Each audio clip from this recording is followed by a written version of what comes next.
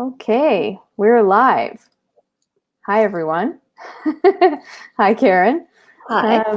So welcome everyone who's just joining in right now. This is Web Series Canada here. My name is Leah. I'm on the board of directors for the organization. And today I'm really excited because I have a good friend slash colleague slash coach slash a lot of We're in things. lives. Yes. And it's Karyn Mullen, and she's here. She's coach. She does marketing, PR. Like so many things. It's kind of overwhelming how much you know about the world of getting brands together and getting, being successful, really. Yeah. So I'm excited to have you here, and let's jump right into it. So I'm going to keep track if there's comments. I have it on the side here, so I'll let you know if things pop up, but I'm just going to go through my questions. So, Okay. Given the last year and what's kind of went down in the world, let's say, there are a lot of people who may be feeling stuck right now, especially in the creative industries. Like it kind of, for a lot of people, it stopped. So for people who are feeling stuck, what kind of tips can you give to maybe get them back on a track, or at least on the path to success, like to them feeling like that they're accomplishing what they want in their career? Okay. I might start with the idea of like the word stuck. So when you're stuck, if you even come up with pictures like your feet are kind of stuck in the mud or something like that, I think the number one thing is to kind of get unstuck. So just be in motion of any kind, trying to do something. It doesn't have to be the most effective thing. It's actually just getting stuck. And maybe the tip for the future is don't let yourself get in a position where it's stopped in the future. So I know that's something that you can help people with, but it's so much easier to correct a course when you're in motion rather than getting stuck. But if you happen to be, we need to get you moving. Right. And so what are some sort of practical strategies maybe for someone who's literally, like, I'm imagining someone, if they're sitting there, they have no motivation to kind of create anything, like what can they do? Like what are some maybe exercises or things they can practically do to kind of get that unstuck? Okay. I feel like I'm happening. going to fold my hands. This is not like proper film here, but I think the most important thing is to figure out why you wanted to do the thing that you're doing right now in the first place. And I always say, I quote my husband, Raymond Aaron, and he always says that what you would do for free is the only thing you should do for money. So I can say for me, the things that I do all the time, which is basically, I'll call it creating, putting things there. Now they might have terms like marketing or public relations, but I was that kid anyway, always wanting to help people get what they want. So what about you is the thing that is you.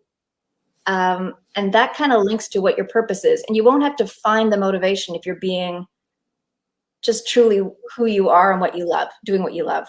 I don't know if that helps or not, but it's basically like, why did you want this in the first place? Because it's okay to dream again, you know? Yeah. Oh, I like that. And I also find sometimes writing things down helps. So if it's, answering that question, like why did I want to do this in the first place? Like literally write that down and write down your answers. I think writing, it's something that I would do, like before you're a success and people don't know what you're going to create, you don't get a lot of outside support. So like what Leah was saying about writing it down, kind of like almost like keeping it to yourself in a way at times. This is what my strategy was.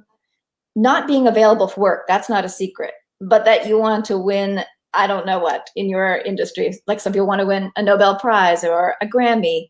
Keep that part perhaps a little bit of a secret until you've got some more successes under your belt. And then other people will start to say that to you. Your dream will come out of other people's mouth. And then you know you're on the right track. That's interesting, to keep some things like a secret, like a little bit unknown. Yeah. Until you're sure, you can be easily knocked off course by somebody you love, and it can be well-intended. And this idea of the starving artist.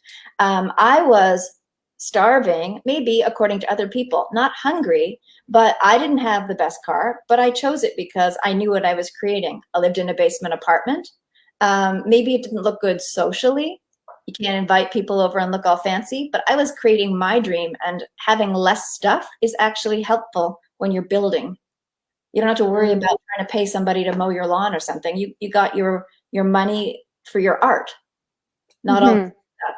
So yeah, don't take the labels that other people want for you. Have your own labels for yourself.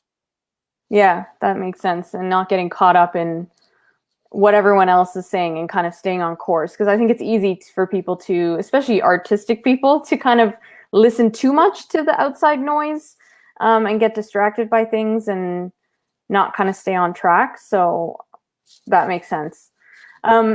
So kind of going into more detail about, you know, branding and messaging, you know, I know that you've helped me and you help a lot of people sort of refine and clarify their message and their brand. So what are questions that creators should be maybe asking themselves to make sure that their pitch or their message is clear, whether it's their personal message or if it's like a pitch or message for like a web series or a TV show or something like that? Right. Of course, I know that you've only got a few minutes, but I know that when I work with you, we go through a whole series of questions, and those series of questions produce the answers. It's not like in 5 seconds, but No. the number one thing is, who are you? Who are you when you're doing you on purpose? So can you give an example? I'm going to. So let's say for you, you help people tell stories, right?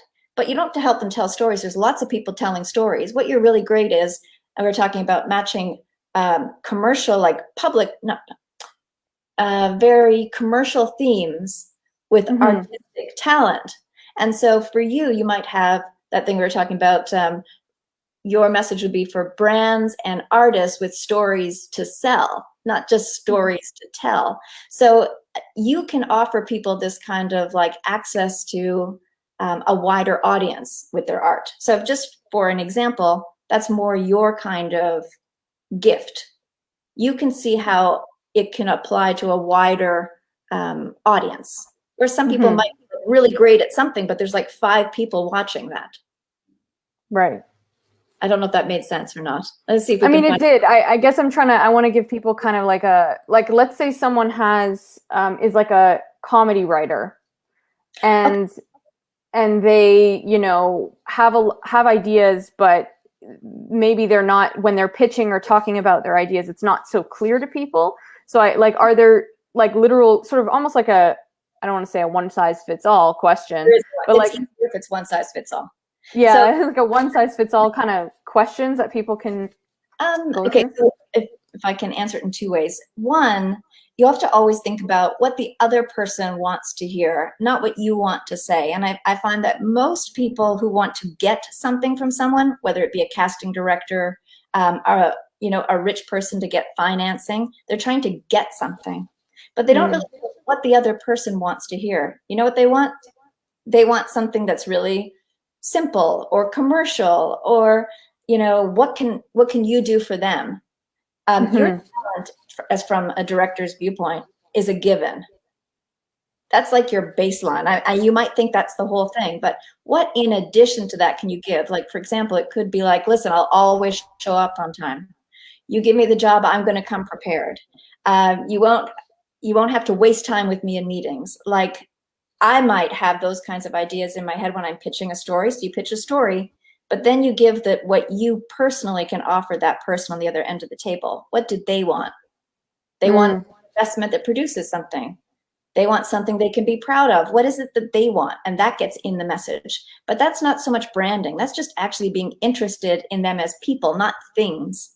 In terms of a brand, what you do for a company or a person is you try and associate one word or one theme with that company. So or colors. So Heinz would be slow ketchup and red. So you have something that's repeatable and something easy for somebody to understand. And it's just maybe saying what one word is you. So even if it's for like a show or like a web series, let's say, it's finding that color or that word or that theme that really explains it it's almost like the elevator pitch, like so that no matter who you're talking to, they understand what you're saying. They understand it and they understand what you're going to get. like, I think that most people think that they have to do all these fancy things, but sometimes, like I did commercials when I was younger, up until I was 18. And I'm still like an ACTRA member. And I think that one of the reasons that we got lots of work, my brother and I, is because we weren't a problem on the set. We would just show up and do our job, and then we would leave. So you might think, oh, I'm most talented. And no, they just knew that they were going to get people that did their job and didn't make a fuss. And my mom made a fuss, which is also another thing with parents on a set. So it's actually what you have in addition to your talent that is the reason that they're going to hire you. Like, I would hire you because you're organized and you can come up with ideas on like how to get around an obstacle. So you probably think that I would hire you because you're talented, and you are, but I hire you because of those other things. Right. So it's figuring out what those other things are. And would you suggest people like ask other people like that they've worked with before or that they know to tell them what they think is, or should they do it themselves? In the corporate world, they do this thing called a blind 360, where you ask people like secretly, they don't have to reveal their identity, about what they think about you. You're not going to be able to do that, I'm sure. You can ask, but you may not get the right answer. Like, I thought that because I grew businesses, and I grew them by big numbers every year reliably, I thought that people would like that I did that. But on my blind 360, it was that I was trustworthy and that I had out of the box and creative ideas. So it wasn't actually what I was selling to everybody is not what they were actually buying. They were buying that they just trusted me.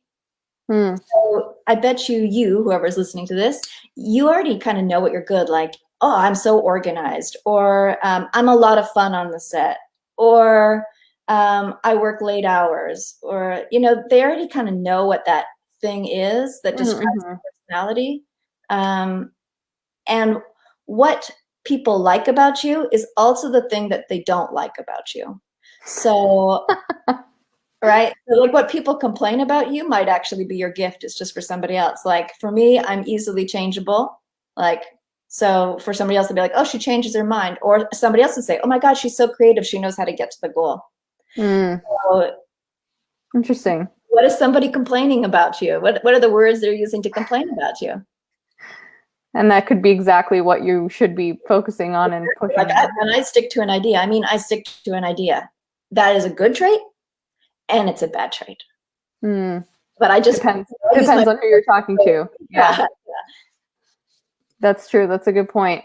So in terms of creators, because I know a lot of people listening maybe have ideas and they're looking to get funding or get things made. And obviously, I'm sure you know, things cost money to get made often, at least done well, like to get a certain level of quality. So, and that often is kind of like the most difficult task in getting things moving, is like finding the money to get it together. So what's maybe one or a few things that you can suggest your creators maybe to attract funding, or to like, just in terms of like whether it's branding, PR, marketing, like things that they can do to kind of make it easier, or at least maybe have it so they're not chasing people and they're actually having people come to them. Because I think that's often like the missing part, is like people are often chasing the money rather than attracting it. Right. So kind of think of it like a guy or girl you like. And if you're chasing them, they're not the one you're going to be with. So anything that you're chasing is actually running away from you as opposed to coming towards you. So I think it's more like maybe it's on social media right now, putting out who you are all the time, and whether somebody takes it or leave it, that's kind of more attractive.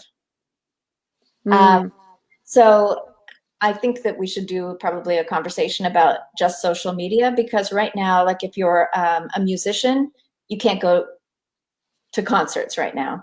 But I personally think chasing funding is a bad idea. You can connect with people that possibly want to work with you, but I think it's going to happen in a more organic way, or even I'll call it a more formal way. Use the steps that they've already set up and go in those approved doors. But I know that's what you want to hear.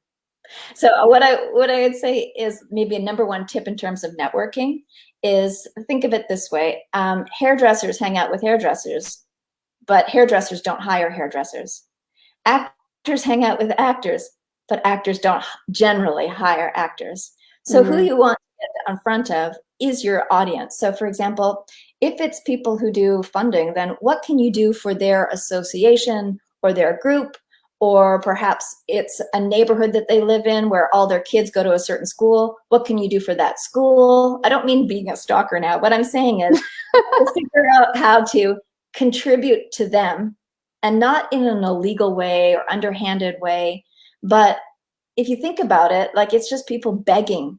It's not desirable for the other side and for the person begging. So just say like, here, I can offer you this, even if it's something small. Like if you buy the Boss coffee, that person might be richer, but the point is that boss always gets, they're always expected to pay for dinner. They're always expected to do something. Sometimes a small contribution of what you can offer is the thing that goes a long way. And you just have to be noticed as a person, and they'll want to figure out how to work with you. Yeah. But I don't think that answered your question as far as. No, it does. And I think maybe there's a misconception that it has to be like through sort of very traditional and rigid ways to go about getting funding and getting things done. And that, as you're saying, it's not that the case always. Like, yes, you can do those things, like apply for grants and do all those things, but it doesn't always have to be that way. And often I think what you're saying is actually more effective because you're actually connecting with them as a person. And you're really caring about them, which I think means more, and they want to work with you. So yeah, that makes sense. They'll find a way, and they'll come to you and they'll say, hey, what do you do for a living? And another thing is that people are trying to get inside. It's easier to be on the inside when you're on the inside. What does that mean? If there's a studio that you want to work at or with, maybe they have a job that as a receptionist job. It may not be what you want, but you know what? You're going to see that person every single day. And eventually they'll say, hey, are you still acting? Or you could send them some reels that you did from a practice session and just say, what's your advice on this? Eventually you're going to get hired. So it's a little bit like long-term planning and remembering where you want to go. And the path there is going to be a little bit choppy, but all the proven paths to get somewhere, the reason they're there is because so many people were bugging the people that can benefit you. So they put all these barriers in place. Right. So you need to find, that they put that there to keep you away. Yeah. That doesn't mean that you don't have to respect the protocol. Do that. But in addition to that, what else can you do? Maybe write a handwritten note. Maybe, surround, maybe, I'll give you an example from one of my coaches. He wrote a book, and I know I've told you this, he wrote a book that was intended to get work at one large corporation. But what he did is he sent that book to every single one of the executives.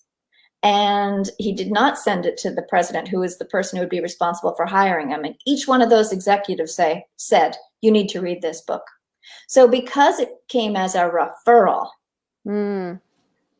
it was more effective than if he had sent one book to the president, because the president would be like, another guy doing this to me, another guy trying to get my business.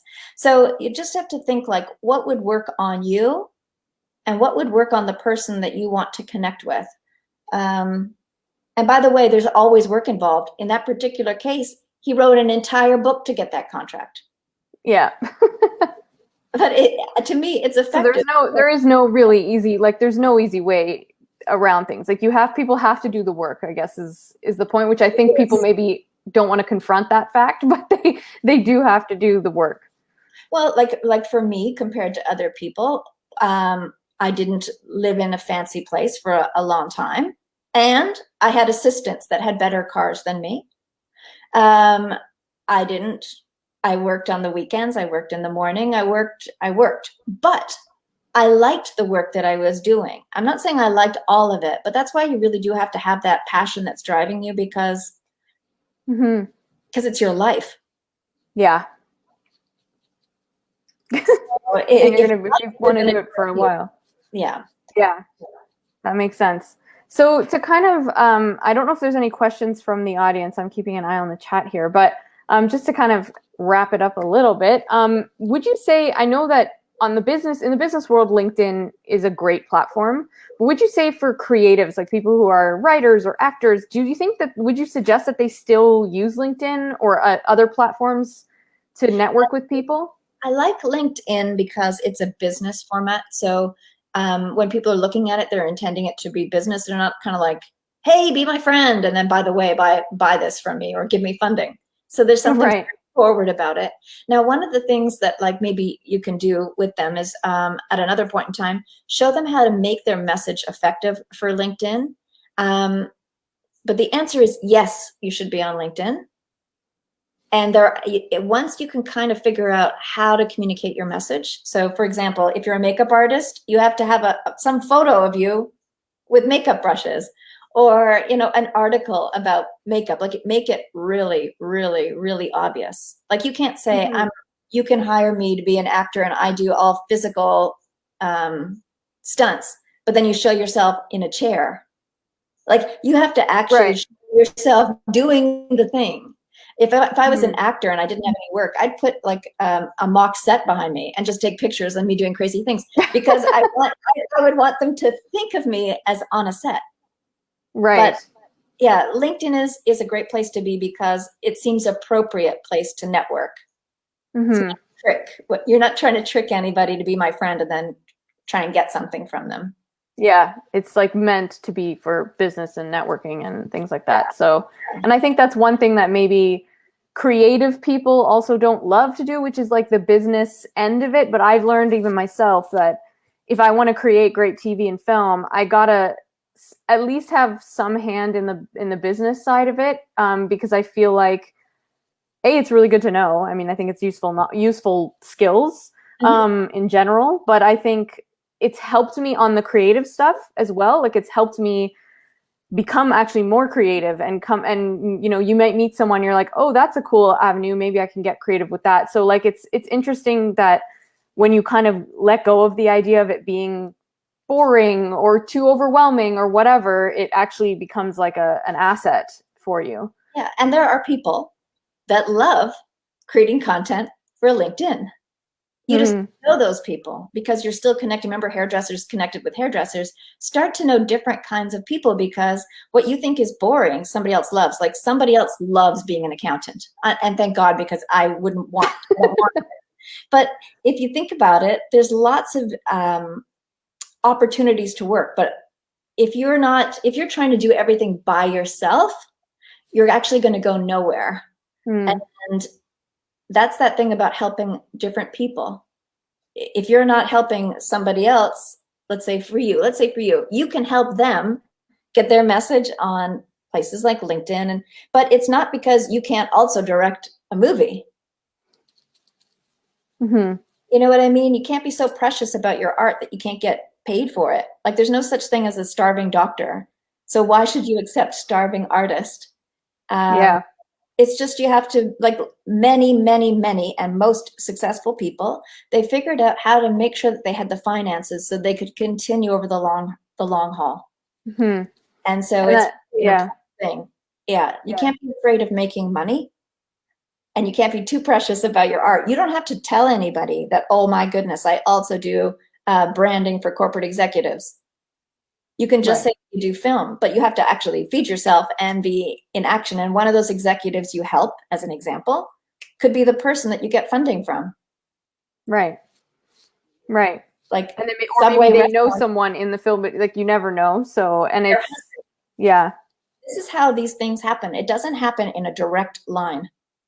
It's not one from where you are to where you think you want to be. It's by helping somebody, and then all of a sudden somebody comes out of nowhere to help you. And I know this is not what people think, that how success is made, but I can tell you it is. And you find your soft entry point into an industry, because if I look at how I've done breakthroughs for other clients, is everybody else is saying no. Who's going to say yes to you? Somebody's going to say yes. Who are those kinds of people that like you the most? I have a question. There's a question from Richie. He's asking, can you touch on what you mentioned earlier? You attract who you attract with your content or material and finding your audience. I'm not sure if I quite understand the question, but I guess like attracting people. It's so almost like what you're saying, but using social media, I guess, from a social media standpoint. Social media is, first of all, you need visuals for social media, and like the more alive it is, the better it is, and the simpler it is, the better it is. But that's just generally. The step before that is, if you can't describe what you have to offer, you're really not offering anything. And another way of saying this is, if you can't describe your business, you don't have one. So what is it that you're offering? If you're not clear about it in 1 or 2 words, you're not really there yet. As somebody who can put you on social media, even if they put up what's kind of confused about you, it's better than nothing. But the next level would be, how can you make who you are really essential and have it show up very clearly in your social media? That's generally, like if you look at sometimes how you and I work together, it's generally 2 or 3 people that come up with that. It's not this, and that's how agencies start. It's people looking at you from different points of view. And that's kind of what clarifies what the message is. Because to you, it's you, but you have to figure out what you have to offer is valuable.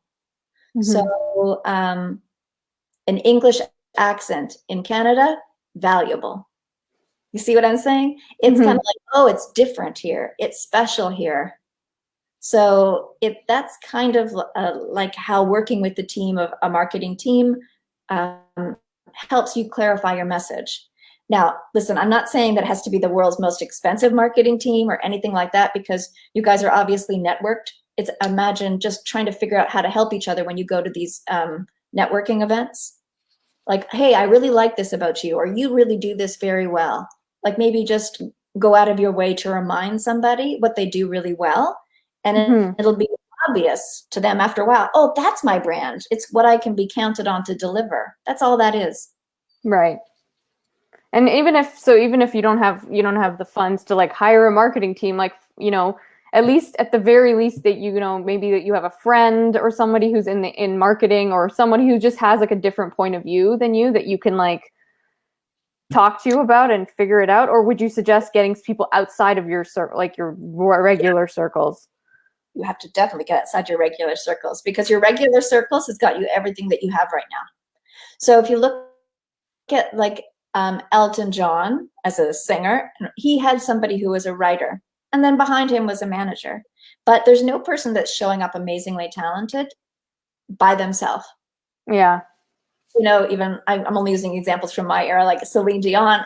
She left her home when she was 14, and she, is her and her husband created that. So your talent is for others. You actually only have the hard work and the effort. So you have to enjoy the hard work and the effort. But the great voice and impressing people, that's actually the benefit for the audience. So you have to always think of what your talent is for others. And you realize that your part of this coin, like one side, this part, the work part is yours. The sacrifice part is yours. The audience gets to enjoy the benefit. And who are those people that can benefit from what you have? So that's why you have to love what you're doing, because you can't get the benefit for others unless you love the process of making what you have to offer really clear and simple and great. That's really great advice. And I think if people really like hear that, like, I don't know, when you said that, it's like almost like hit me like a wave. I was like, whoa, that makes so much sense. And that's really great advice. I think everybody here, no matter what they're doing, I think that definitely would apply to them, and they can do that. So just to kind of end it off, any last sort of tips that people can use just in their day-to-day to like increase their level of success? I mean, I have one that I could say, but I'll let you go. It's going to be the same one. So you have to increase the number of communications out. If you look at anything you ever bought, you heard that message many times before you purchased it. So when we're talking about how people perceive rejection, one of the best things I got out of being an actor is because it wasn't really rejection. I never really thought of it as rejection. So you just say, oh, I'm going to get 99 no's, but I'm going to get one great yes. So the 100th guy is going to say yes to me. So as you go through, you kind of anticipate that you're going to have both of those things, rejection and successes. But most people think that their success is going to come so much sooner than it actually does.